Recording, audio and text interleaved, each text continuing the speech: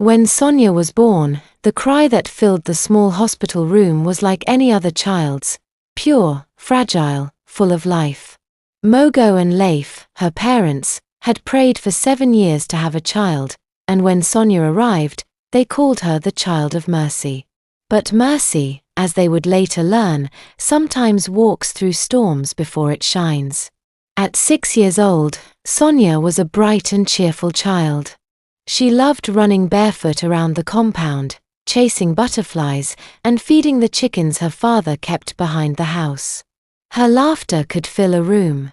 But one Sunday morning, as she ran to show her mother a drawing she made, she suddenly collapsed on the floor. Mogo! Mogo! Sonia is not moving.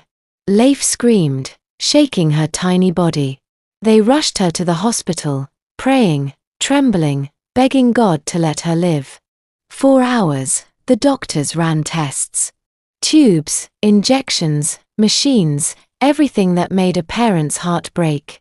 Later that evening, when Lafe stepped out to buy food, the doctor called Mogo into his office. His eyes carried the weight of bad news. "Mr. Mogo," he began softly, "your daughter's internal organs are failing. Her heart, her lungs, even her kidneys. They're all decaying. It's as if she's alive, but her body has given up. I'm sorry, but she has only a few days left." Mogo's world crashed. His knees buckled. "No," he whispered, shaking his head. "No, doctor. My daughter will not die." He walked back to the ward, trying to keep his tears from falling. Sonia was awake, weak but smiling. "Dad," she said, her voice small but certain, "don't worry. I will not die." He forced a smile, sat beside her, and held her hand. In that moment, faith was born in a father's heart. Days passed. Then weeks. The doctors couldn't explain it. The decay remained, but Sonia breathed. She walked. She lived. When she finally left the hospital, word spread like wildfire. Some called it a miracle. Others whispered something darker.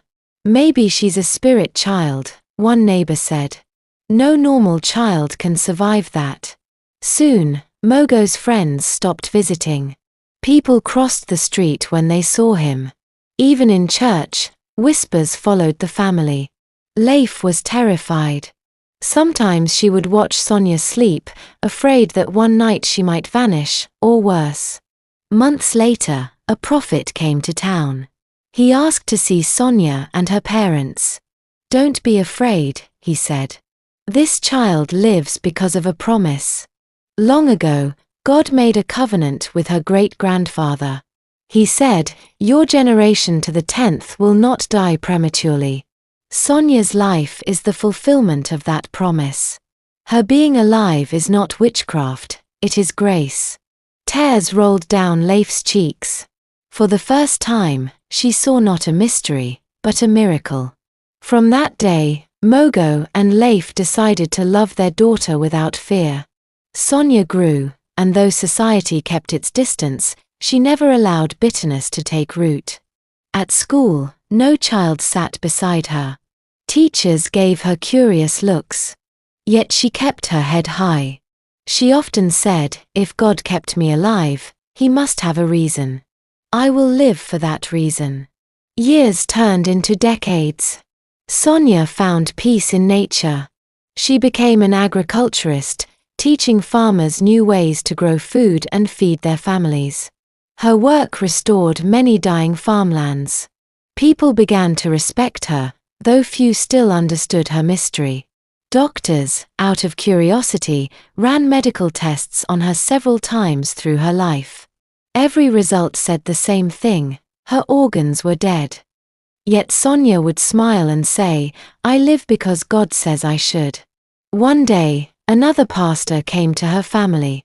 "Stop searching for how she lives," he warned. "It's not science, it's God's handwriting. Let it be." So they stopped asking questions. Gratitude replaced fear. The Mogo family became a living testimony of divine mercy. As the years passed, Sonia became a symbol of hope to many.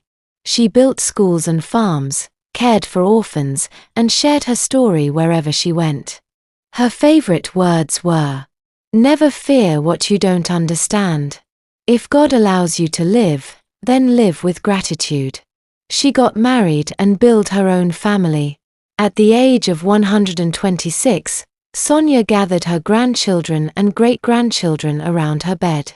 Her once smooth face was now lined with the marks of time, but her eyes still shone with peace. "Remember," she whispered, "life is not measured by how long your body lasts, but by what you do with the time God gives you." Then she smiled softly, looked toward the window where the morning sun spilled into the room, and said, "The promise is fulfilled."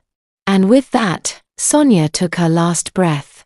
Her funeral was not a day of sorrow but of thanksgiving. People who once called her a witch now called her a wonder. Songs of praise filled the air.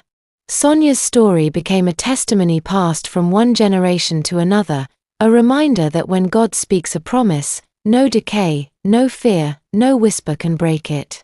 Her life taught the world that faith is not always understood, but it is always powerful. Thanks for listening. I hope you enjoyed it as much as I enjoyed telling it. Don't forget to subscribe, like, comment and share. Don't miss our next adventure.